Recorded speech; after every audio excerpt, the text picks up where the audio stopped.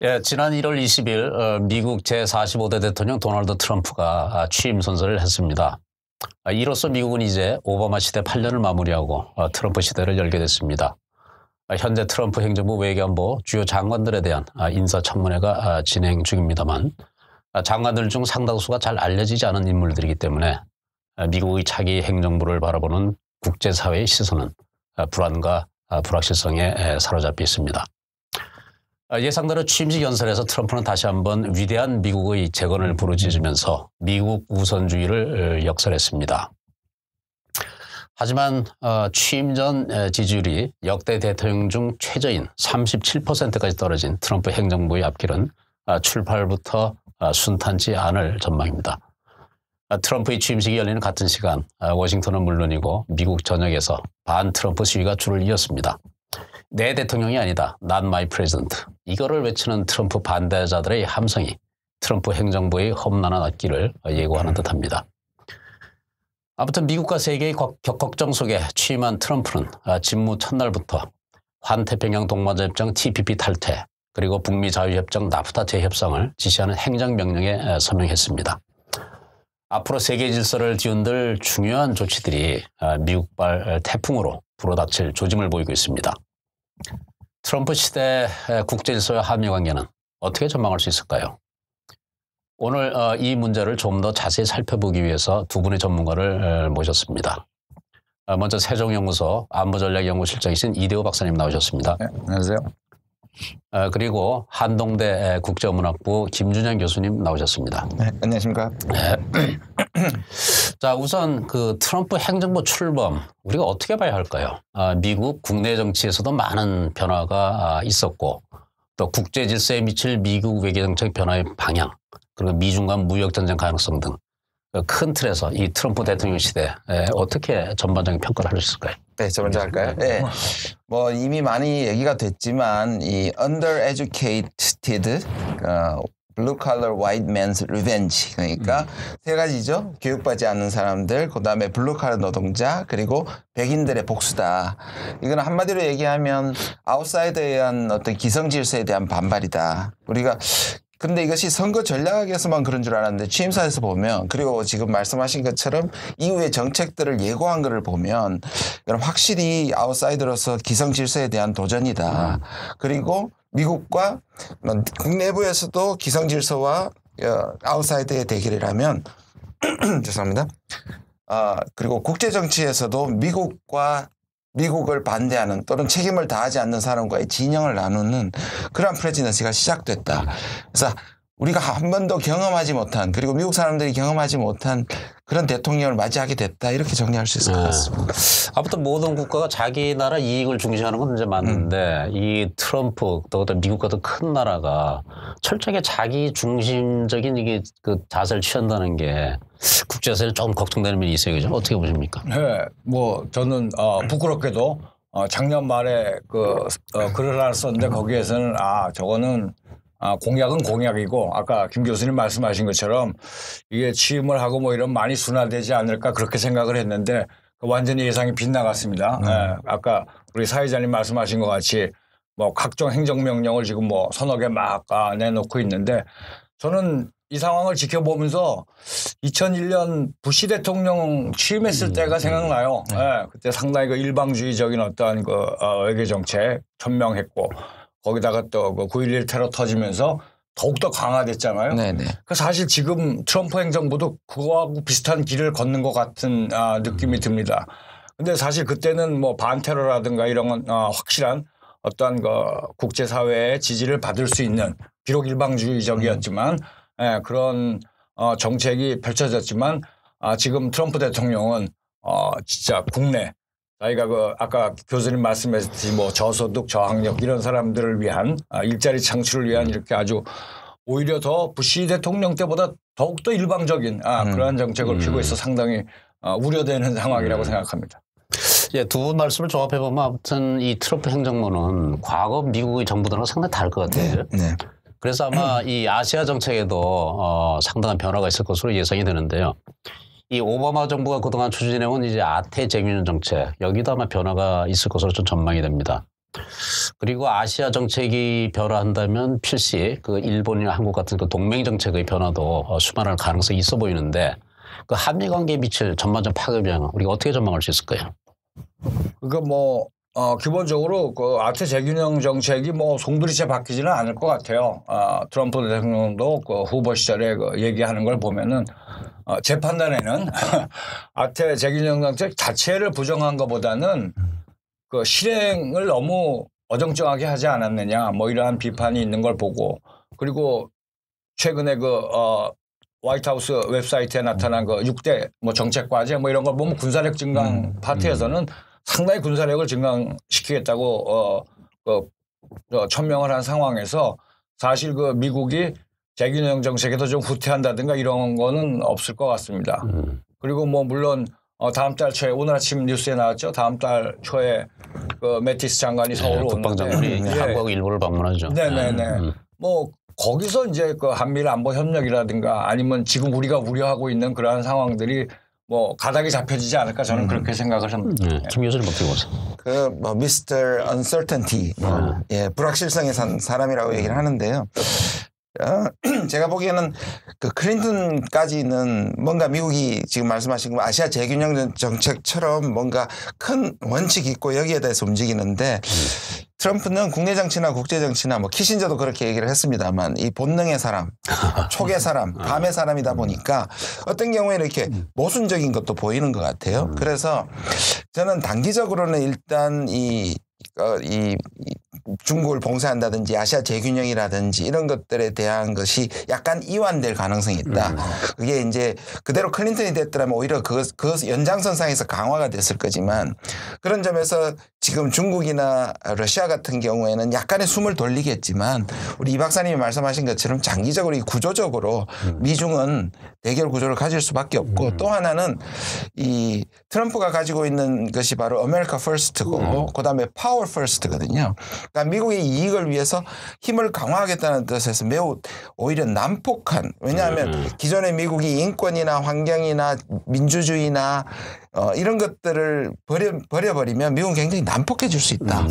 그리고 부시와도 또 다른 것이 뭐냐면 부시는 그래도 아까 말씀하신 것처럼 테러라는 정당한 이유 그럴 만한 이해할 만한 이유가 있었는데 이 사람은 그것도 이제 아니니까 그 차이를 보면 부시가 이라크 전쟁을 할 때 전쟁 준비 다 하고 8개월 기다렸습니다.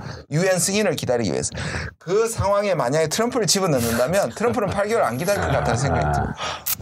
아무튼 그 미스터 언서티티 불확실성의 사나이 참 이 세계의 대통령인 미국 대통령이 그런 태도를 취하면 뭐 한국 같은 나라는 뭐 영향을 받을 수밖에 없어요, 그죠? 그래서 우리 입장에서는 아마 또 특히 걱정되는 게 이 조만간 이 한미 동맹의 그 안보 현안들 거기에 대해서 이제 미국 압박이 상당히 커질 것으로 예상이 되죠, 그죠? 특히 방위비 분담 증액 문제는 이제 트럼프 대통령이 대선 캠페인 내내 강조했던 사안이거든요. 그래서 아마 그냥 쉽게 넘어가지는 않을 전망입니다. 그리고 한미 간에는 아시다시피 전자권 저런 문제도 있고 또 지금 요새 논란이 되는 사드 배치 등 이 안보 현안에 대해서 우리가 어떤 전망을 할 수 있을까요? 그러니까 뭐 물론 걱정은 되죠. 뭐 저 이 박사님이나 우리 김 교수님 말씀하신 것 같이 굉장히 불확실성 시대에 저희가 살고 있잖아요. 근데 사실 그 한미 관계 현안에 대해서 저는 좀 그렇게 전전긍긍할 일은 아니지 않는가라는 생각을 해봤어요. 다 아시다시피 방위비 분담 문제는 그건 뭐 연례 행사처럼 나오는 협상이 있을 때마다 인상을 요청한 것이고 사드 배치는 뭐 지금 뭐 중국이 반발을 하는 거지 뭐 큰 문제 또 전자권 전환 문제 같은 거는 그냥 그 빅터 차 교수 한 사람이 한 얘기예요. 사실 그 트럼프 캠프라든지 대통령의 입에서는 그 얘기는 나오지 않은 거기 때문에 뭐 크게 그렇게 앞으로 물론 이슈는 되겠지만 우리가 뭐 걱정할 정도는 아니라고 생각하고 제일 걱정스러운 게 사실은 방위비 분담이죠. 근데 뭐 제 생각에는 트럼프 대통령이 이렇게 어디로 튈지 모르는 그러한 캐릭터를 가지고 있는 분인 거는 분명은 하지만 그 유세 기간을 이렇게 쭉 보고 취임 연설을 보고 그러면 자기가 굉장히 공정하다는 얘기를 많이 페어니스를 굉장히 많이 강조했기 때문에 그러니까 우리가 다 아시겠지만 뭐 2018년 돼야지 이제 방위비 그 분담 협상이 시작이 되니까 충분한 시간적 여유가 있으니까 상당히 많이 준비를 해서 공정하다는 거예요. 정당한 거다. 이거를 좀 증명하면 아무리 좀 독특한 트럼프 대통령이라도 뭐 이해를 시키지 있지 않을까 저는 그렇게 생각합니다. 근데 걱정이 이제 공정보다는 아마 미국 우선이라서 이제 걱정하고 어떻게 보세요? 자기 해석이 이제 공정이죠. 미국. 근데 이 한국에 관해서는 4가지를 언급했습니다. 그러니까 지금 말씀하신 분담금 문제, 그다음에 FTA 문제, 그다음에 이제 철수하겠다 앞에 거 연결해서 만약에 안 들으면 공정해지지 않으면, 그다음 4번째가 이제 독자 핵무장도 약간 나왔었습니다. 앞에 2가지 FTA와 분담금은 제가 보기에는 바로 압력이 들어올 것 같고요. 나머지 2개는 아마 협상용일 것 같다는 생각을 합니다. 그가 이제 불확실성을 내세우는 큰 이유 중에 하나, 이 사람 자체가 감의 사람이지만 이게 협상에 유리하거든요. 미국의 카드를 보여주지 않기 때문에. 이 사람이 뉴욕 부동산 시장에서 이 잔뼈가 굵은 사람이라서 반드시 모든 걸 승패로 나눈다고 얘기를 하고, 그리고 반드시 승리해야 된다. 제로섬 게임이다. 이런 점에서 우리한테 상당한 부담을 주는데요. 그럼에도 불구하고 아직까지는 첫 번째 타겟이 한국이 아니라는 겁니다. 그러니까 나토라든지 그다음에 뭐 멕시코라든지 중국이라든지 있기 때문에 당장에는 우리가 시간이 좀 있는 것 같아요. 그리고 말씀하신 것처럼 사실 분담금 문제가 우리가 닥칠 거지만 사실 이것도 내년 말까지 사실 재개정하면 되고, 우린 약간의 여유가 있다고 생각이 들고요. 그래서 우리가 좀 이 부분에 대해서 오히려 트럼프를 큰 원칙하면 이게 어려우니까 오히려 케이스 바이 케이스로 우리도 실용주의적으로 대응을 하면 우리가 그래도 뭔가 틈이 있지 않을까 이렇게 생각을 합니다. 근데 이제 그 트럼프 대통령이 직무를 시작하면서 직무 첫날에 한 조치가 말이죠. 그 환태평양 동반자장 TPP 탈퇴, 그리고 나프타 재협상 지시하는 행정명, 이게 미국 내 일자리 관련 조치였거든요. 그 연장선상에서 본다면 아마 필시 한미 FTA 재협상 요구도 가능성이 크다. 네네. 그리고 또 미국 보호무역주의 성향이 증가된다면 한미가 이제 무역 마찰 가능성이 거론되는데, 네네. 그 문제는 우리가 어떻게 봐야 될까요? 쉽지 않은데요. 이 사람의 대외 정책의 우선순위는 2가지에 있다고 봅니다. 하나는 이제 IS 문제를 해결하는 것이고, 하나는 이제 일자리와 관련이 있는 통상 문제인데요. IS 문제는 러시아한테 아웃소싱을 할 것 같고요. 그래서 그 문제는 다시 말해서 미러 관계가 당분간 좋아질 것 같고, 이 결국은 이제 통상 문제인데, 일단 타겟은 중국을 할 건데요. 그다음에 이제 한국한테도 이제 FTA 재협상을 오게 될 것 같고, 근데 이제 이 소위 트럼프가 말하는 이 포퓰리즘이 상당히 시간이 걸립니다. 나프타도 그렇고 그다음에 한미 FTA도 그렇고 시간이 걸렸고요. 그거보다는 중국과 미국 사이에 이 통상을 가지고 벌어지는 일종의 갈등 관계, 긴장 관계가 오히려 우리한테 큰 리스크를 줄 것 같고요. 그다음에 또 하나는 우리 무역 구조가 한, 중, 미 이런 관계로 되어 있습니다. 그래서 한국이 반제품을 수출하면 중국이 그것을 완제품으로 해서 미국으로 수출하는 거기 때문에 중간에 수출이 많죠. 그렇죠. 그러니까 미중 통상 관계가 어려워지면 그거 우리가 불똥이 튀기 때문에 여러 가지로 이제 뭐 어려운 상황이 다가오리라고는 생각이 듭니다. 뭐 추가하실 말씀? 네, FTA도 사실 뭐 저는 좀 낙관적, 물론 뭐 저 압력을 들어오겠지만 사실 한미 FTA가 사실 미국 일자리에 영향을 미치는 거는 뭐 굉장히 미미하다는 그 연구 보고서 같은 게 굉장히 많다고 생각을 합니다. 예. 그런 측면에서 볼 적에 뭐 FTA 물론 들어오겠지만 그렇게 뭐 과도한, 근데 사실은 엊그저께 그 데이터에서도 나왔지만 한미 그 무역 흑자가 한 250억 불, 60억 불 이렇게 되더라고요. 굉장히 많은 거. 그러니까 저는 뭐 경제 전문가는 아니지만 그 무역 흑자가 200불이 넘으면 그게 뭐 협상 압력보다는 그게 환율 조작국의 첫 번째 기준이라 그러더라고요. 네.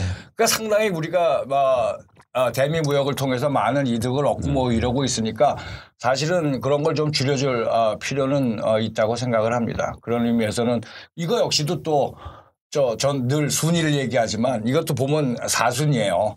미국이 하겠다는 게 중국 다 한 다음에 이제 그 다음에 한국, 일본 이렇게 올 건데 이제 그때까지 우리도 충분한 그 대응 뭐라 그럴까 책을 마련하면은 뭐 이겨내지 않겠습니까?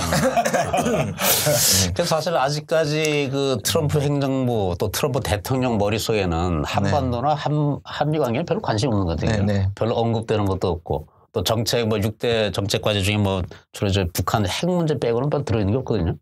근데 아무래도 이제 트럼프의 우선 관심사가 미국 내 일자리 또 경제 문제다 보니까 맞습니다. 아마 그 TPP라든지 나프타 등 큰 이슈를 건드린 다음에 그 다음에 아마 한미 FTA 순서가 올 것 같은데 그리고 보면 우리가 어느 정도 시간이 있는 거죠. 그죠? 네. 좀 대비를 좀 철저히 해야겠다는 생각이 들고요. 근데 그럼에도 불구하고 컨슈머 소비자 입장에서 보면은 사실은 보호무역 해가지고 고관세를 부과하고 그럼 뭐 쉽게 얘기해서 중국에 싼 그 물건들이 미국에 못 들어오지 않습니까? 제가 신문 기사에서 봤는데 매일 미국 사람 1억 명이 월마트 이런 데 가서 중국 제품을 산답니다. 네, 맞습니다. 예, 그러니까 그러면 당연히 그 소비자 물가가 오를 텐데 그거는 또 트럼프 대통령이 어떻게 해결해야 될지 본인 자신도 굉장히 큰 과제거든요. 그러니까 그렇게 뭐 우리 희망을 가지고 해결했으면 좋겠습니다. 예, 어쨌거나 뭐 트럼프 행정부 출범으로 세계 질서도 그렇고 그 한미 관계에도 이제 모종의 이제 변화의 바람이 불 거는 이제 분명한 것 같은데, 근데 이제 제가 모두에서 말씀드렸습니다만은 트럼프 행정부 이제 출범부터 굉장히 시끄러워요, 그죠? 삐걱대고 반 트럼프 그 시위도 많고. 그래서 마지막으로 이 트럼프 행정부 향후 전망, 우리가 어떻게 볼 수 있을까요? 뭐 농담입니다만은 뭐 한 2년 만에 탄핵될 거다 이런 소리 있는데 말이죠. 문제는 이제 트럼프 혼자 왜 이걸 하는 게 아니고, 그 트럼프와 이제 공화당과의 관계예요, 설정이죠. 또 지금 공화당 의회를 상원을 다 공화당이 이제 장을 했는데 이 트럼프와 공화당 관계. 왜냐하면 트럼프 본인이 이제 아웃사이더란 말이에요, 완전히. 네, 맞습니다. 그죠. 이 트럼프가 워싱턴에 정치 기반이 없기 때문에 공화당과 협력하지 않으면 별로 할 게 없어요, 그죠. 그래서 이 트럼프와 공화당의 관계, 그리고 또 그 내각 인선 과정의 여러 문제점들이 이제 나오고 있습니다. 그리고 미국 전역에서 이 반 트럼프 세력들이 만만치 않은데 이것을 다 아우르는 국가 통합의 과제가 있거든요. 그게 굉장히 큰 문제예요. 그래서 이런 것들을 종합적으로 본다면 이 트럼프 행정부 출발은 뭐 좀 야심차게 유니티를 부르짖으면서 통합을 주장하고 미국 우선 이거로 출범을 했는데 곳곳에 이제 지뢰밭이 아닌가 저는 그런 생각을 받아요. 그거 어떻게 보세요? 그래서 취임사가 굉장히 중요했습니다. 왜냐하면 뭐 선거야 그렇게 할 수 있지 않습니까? 그 사람 이 포퓰리스트가 특히 진영을 나눠서 트럼프가 뭐 역대 트럼프나 클린턴의 역대 최비호감의 대결이라고 얘기했던 그 누구를 제압해야 되고 자기 지지자들에게 이 뭔가를 자극을 줘야 되는 선거 운동 기간에 트럼프가 그렇게 했던 것은 사실상 이해할 수 있었는데 대부분의 그걸 지나면 취임사 때는 이 통합의 메시지를 주는데 그렇죠. 되게 싸우더라도 이제 대충 되고 나면. 그렇죠. 근데 말씀하신 것처럼 이 사람의 이 37% 뭐 많이는 44% 정도 되는데 역대 최저의 지지율은 이 사람에게 아마 두 가지 선택을 고민하게 만들었던 것 같아요. 이 부분에서 내가 과연 이걸 가지고 통합 메시지를 던진다고 해서 통합할 수 있을까?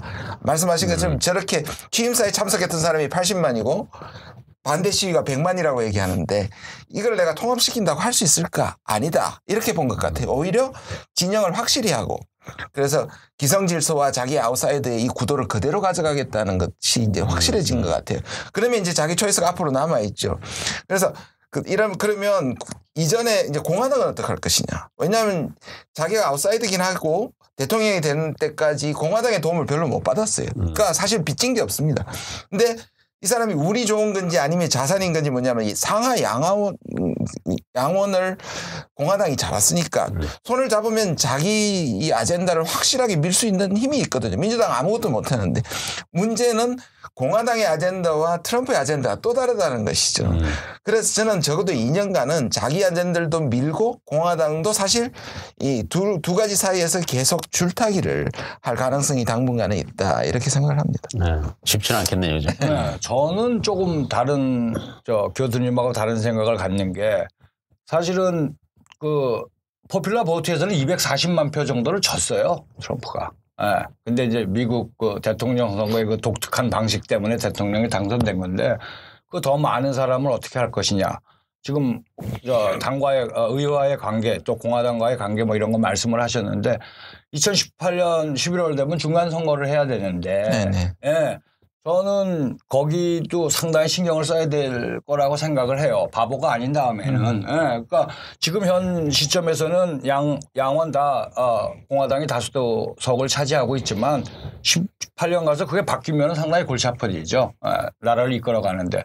이제 그런 차원에서 볼 때는 뭐 또 제 기대지만 상당히 컴프로마이즈가 있어가지고 많이 완화되지 않을까 뭐 그런 생각도 전 해봤습니다. 네.